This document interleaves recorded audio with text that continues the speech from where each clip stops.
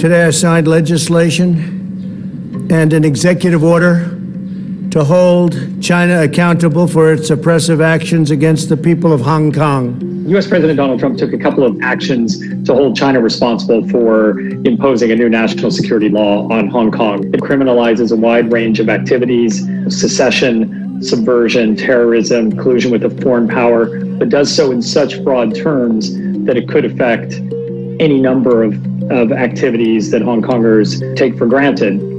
The big question everyone's asking is how this affects Hong Kong as a financial hub. This law gives my administration powerful new tools. So the first thing he did was sign the Hong Kong Autonomy Act, which allows for sanctions on people or entities that directly contribute to the erosion of Hong Kong's autonomous status. And that pretty much means, in theory, any officials that help enforce the national security legislation over Hong Kong or otherwise take steps that would erode Hong Kong's rights. There is an issue that's going to affect banking in Hong Kong, and that is that the new sanctions requires banks to not do transactions with people who are sanctioned under the law. The second thing he did was sign an executive order that effectively says that Hong Kong is no longer distinct from China. And this affects a range of issues. It includes trade, especially in goods that can be used for a military purpose. It affects visa treatment. Hong Kongers get preferential status over Chinese travelers, for example, and those will go away, and a host of other issues.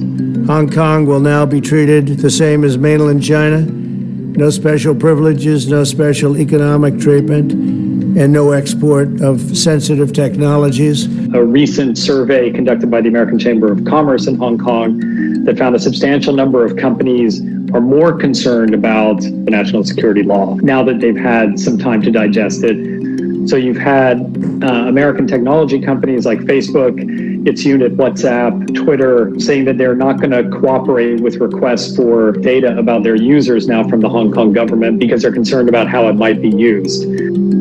China, of course, defends its actions and says that Hong Kong is an internal matter and that the United States should not interfere.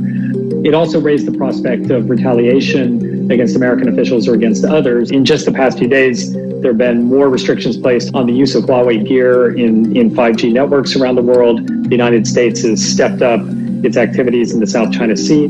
You've got a number of steps happening, one after the other, and they all point in exactly the same direction, which is worsening relations between the United States and China,